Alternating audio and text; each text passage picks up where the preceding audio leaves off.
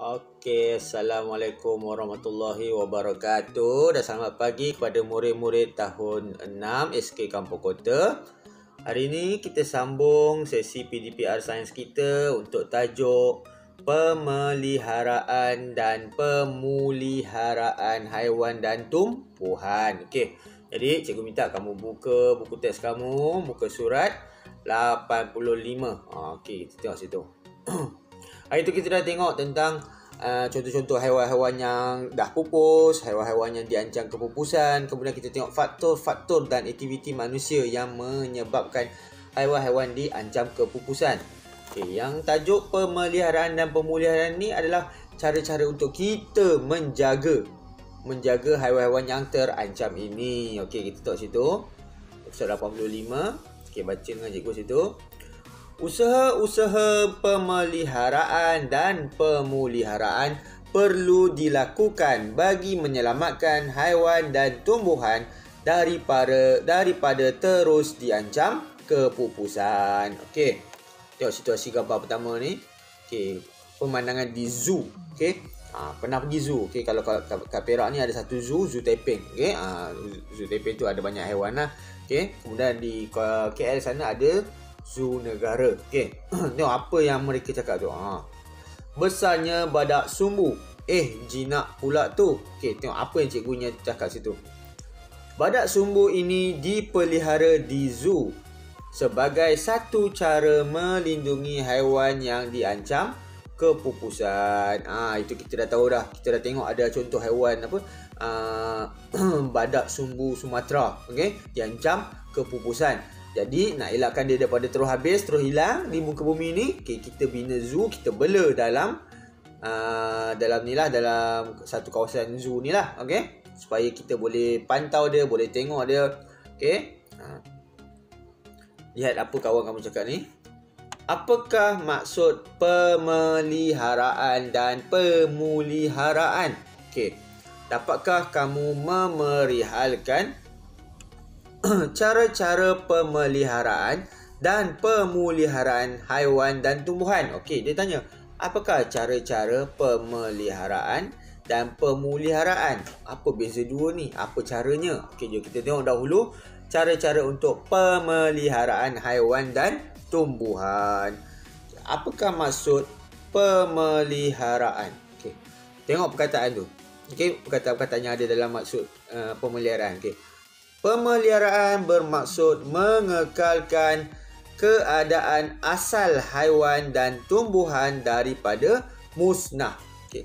Mengekalkan keadaan asal. Tak nampak. Okey, mengekalkan keadaan asal. Ini dia kata-kata kunci yang penting untuk maksud pemeliharaan. Mengekalkan keadaan asal haiwan. Okey. Kamu kena hafal yang ni. Yang ini kena hafal. Okey. Berikut ialah aktiviti-aktiviti pemeliharaan. Okey, ini contoh-contoh macam mana kita nak jalankan pemeliharaan haiwan dan tumbuhan. Okay, yang pertama, tengok kotak pink ni. Okey, gambar pink, kotak pertama. Mendidik masyarakat tentang melindungi haiwan dan tumbuhan daripada diancam kepupusan. Cara pertama adalah melalui pendidikan. Mendidik masyarakat. Macam ni lah, kalau kamu tengok dalam gambar ni, ini adalah satu taman di mana mereka memelihara gajah-gajah liar di Pahang. Okey, kat Pahang tu ada satu nama tempat tu Kuala Gandah. Okey, mereka memberi pendidikan, pendedahan kepada masyarakat. Orang ramai boleh datang ke taman ni untuk tengok macam mana cara hidup gajah ini, apa yang mereka buat pada gajah ni untuk pastikan haiwan-haiwan ini kekal bermandiri di situ. Okey.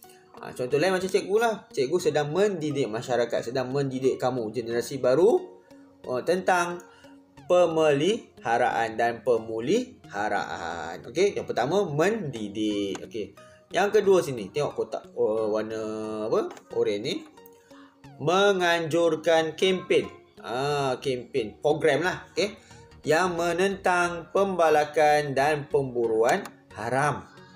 Kempen hijaukan bumi, ini contohnya program untuk kita bagi kesedaran pada rakyat, pada masyarakat tentang kepentingan kita menentang pembalakan dan pemburuan haram. Contoh kalau kamu dekat Beruas sana tu, kita ada nampak ada signboard, ada papan tanda di tepi sungai, dia tulis itu cintai sungai kita. Itu pun kira kempen untuk menjaga alam sekitar.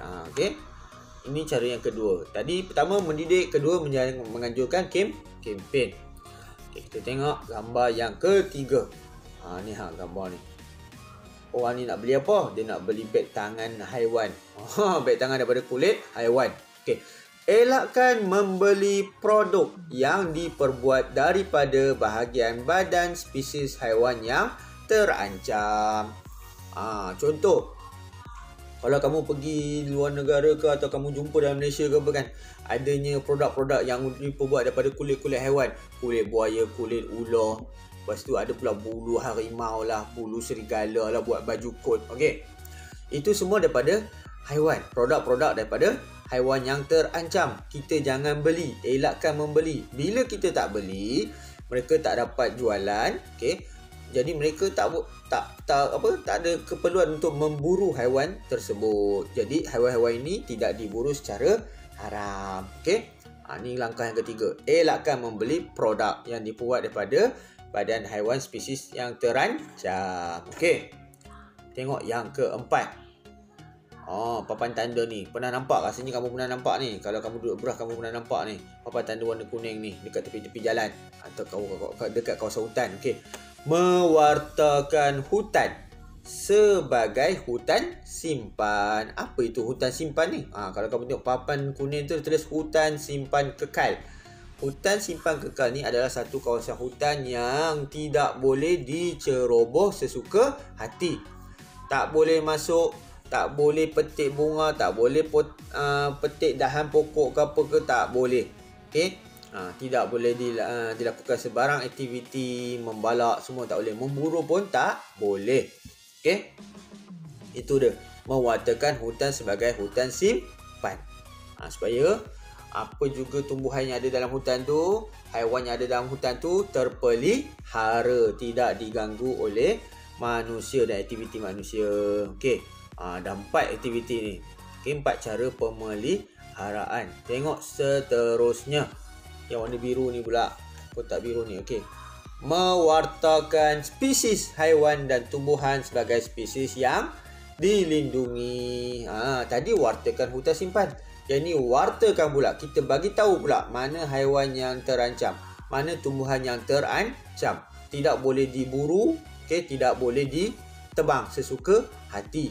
Siapa yang buat kesalahan memburu atau menebang, mungkin akan dikenakan tindakan undang-undang lah. Okey, disaman ke, dipenjara ke, okey. Tadi warta hutan simpan, sekarang warta spesies, okey. Tadi 4, 5, okey, yang ni pula. Yang ke-6. Tengok kotak warna ungu ni, okey. Menebang pokok terpilih sahaja bagi mengelakkan kepupusan tumbuhan. Bukan tak boleh tebang pokok balak, boleh. Kita perlukan pokok balak untuk buat pelbagai barangan. Kita perlu balak untuk buat perabot, buat alatan-alatan yang berasaskan kayu. Tetapi nak tebang pokok balak, kena mengikut peraturan yang ditetapkan. Contohnya saiz balak tu, umur pokok tu kena yang sesuai baru boleh tebang. Jangan pula balak besar-besar begini pergi tebang. Tak boleh. Itu masih kecil. Dia kena besar-besar. Okey, dah cukup matang baru boleh ditebang. Okey. Ini caranya. Menebang pokok yang terpilih. Okey. Dah 6 cara. Tengok seterusnya. Yang ketujuh. Menguatkuasakan undang-undang dan peraturan untuk mereka yang membunuh, memburu dan menyeludup spesies haiwan yang terancam. Menyeludup maksudnya dia bawa keluar daripada Malaysia pergi ke negara luar secara senyap-senyap. Tak boleh. Okey. Kenakan undang-undang yang ketat bagi mereka-mereka yang melakukan kesalahan ni supaya mereka tidak mengulangi kesalahan tersebut, supaya kita dapat mengurangkan pemburuan haram. Okey. Yang ke-8. Okey. Ini gambar apa ni, cantiknya tempat ni.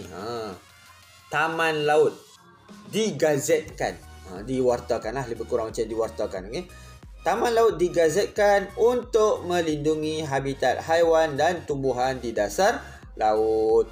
Tadi kita wartakan hutan simpan untuk haiwan yang ada di dalam hutan.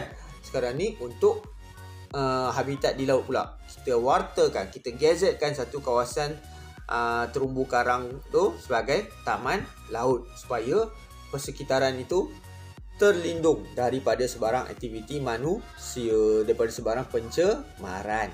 Okey? Kadang-kadang manusia suka pergi menyelam lah, ataupun pergi melancong buang sampah ke kan. Sampah-sampah ni boleh mendatangkan ancaman kepada kehidupan laut, macam penyu tu lah. Silap penyu tu termakan plastik ke apa ke, boleh mati. Dah lah bilangan dia sikit, terancam. Okey, kamu pula buat aktiviti yang mencemar alam sekitar. Jadi kita gazetkan taman laut. Okey. Dah 8 cara pemeliharaan. Okey, kita tengok seterusnya. Cara yang ke-9. Sesetengah kawasan paya bakau diwartakan sebagai tapak Ramsar untuk melindungi flora dan fauna di kawasan paya bakau. Ni tapak Ramsar di Pulau Kukup, Johor. Kamu tengok banyak pokok bakau. Yang apa? Kalau dekat Manjung ni, dekat Lumut tu, ada satu taman paya bakau. Itu pun boleh dijadikan tempat tapak Ramsar. Kenapa pentingnya pokok bakau ni? Kawasan pokok bakau ni penting sebagai benteng untuk menahan ombak, supaya tanah di pesisir pantai tidak dihakis ombak. Kalau tak ada kawasan bakau ni, ombak sentiasa menghakis tanah, makin lama pantai makin terhakis. Jadi penting kawasan paya bakau ini. Tapi bila kita tebang paya bakau ni, buat perumahan, ini boleh mendatangkan kesan yang buruk pada alam sekitar. Okey. Kamu boleh baca dekat infoklik ni pasal Ramsar. Okey. Tadi berapa dah? 8, 9. Okey, 9 cara pemeliharaan. Okey, tengok yang ke-10. Pusat rehabilitasi orang utan diwujudkan bagi memelihara orang utan. Pusat rehabilitasi ini merupakan contoh pemeliharaan. Ini pemeliharaan. Yang cikgu cerita 9 tadi tu pemeliharaan. Ini contoh pemeliharaan. Dah masuk pemeliharaan. Okey. Tahukah kamu apakah yang dimasukkan dengan pemeliharaan? Okey. Kalau pelihara tadi, kita jaga, kita kekalkan keadaan asal. Pemeliharaan ni kita pulihkan dia dulu. Kemudian kita dah jaga dia, baru kita letakkan dia dalam keadaan yang asal. Seperti habitat. Ni dia, ni pemeliharaan. Okey, kita tengok situ. Pemeliharaan bermaksud mengembalikan haiwan dan tumbuhan kepada keadaan asal supaya dapat dinikmati oleh generasi akan datang. Yang ini pun kamu kena hafal. Okay. Pemeliharaan bermaksud mengembalikan haiwan kepada keadaan asal. Pemeliharaan tadi mengekalkan keadaan asal. Dah ada, kita kekalkan. Itu pelihara. Pemeliharaan, kita kembalikan kepada keadaan asal. Jangan keliru. Okay? Mari kita lihat aktiviti pemeliharaan yang terdapat di Malaysia. Okay, ini contoh. Pusat pemeliharaan penyu memastikan penyu mempunyai peluang yang tinggi untuk hidup di habitat semula jadi. Ini kalau kamu tengok gambar ni. Okey, ini pusat pemeliharaan penyu di Melaka. Kita beruntung di Manjung ada satu pusat pemeliharaan penyu di Segari. Okey, cikgu pernah pergi. Kamu boleh masuk situ percuma. Okey, memang cantik. Banyaknya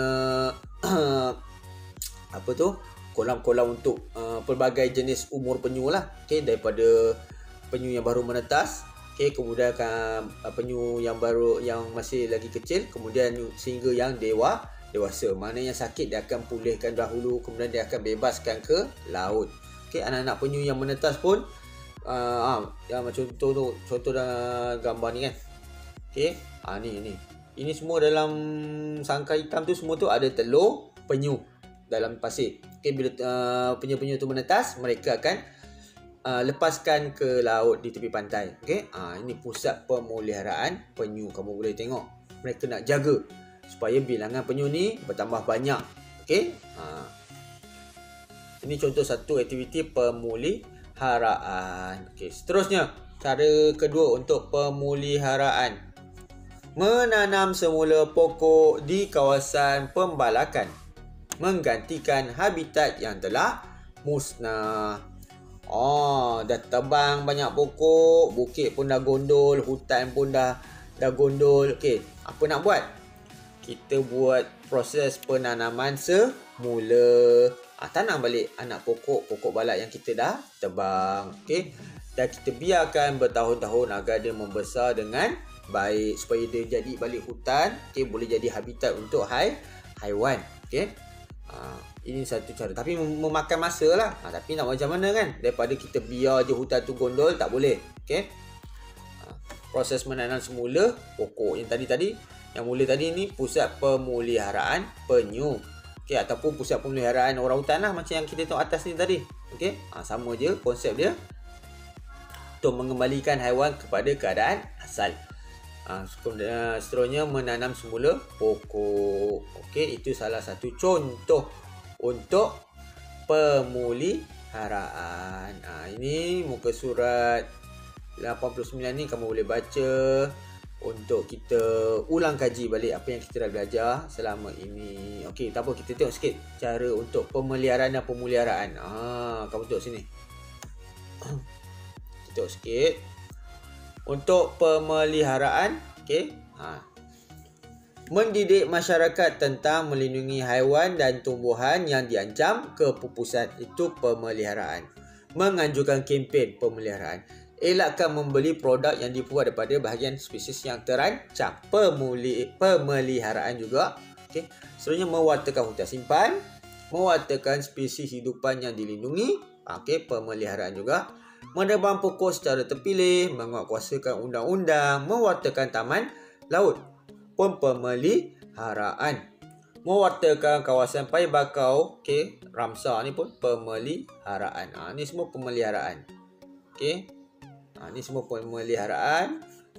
Mewujudkan pusat rehabilitasi haiwan dan penanaman semula pokok hutan. Ini pemeliharaan. Okey, jadi cikgu harap kamu faham apa yang cikgu sampaikan hari ini. Maksud pemeliharaan dan maksud pemeliharaan, dan juga aktiviti-aktiviti pemeliharaan dan aktiviti-aktiviti pemeliharaan. Okey, kamu kena faham ini semua sebab ini penting untuk kita mengekalkan spesies-spesies haiwan dan tumbuhan yang terancam daripada pupus. Okey. Itu saja kelas kita pada pagi ini. Assalamualaikum warahmatullahi wabarakatuh. Okey, bye.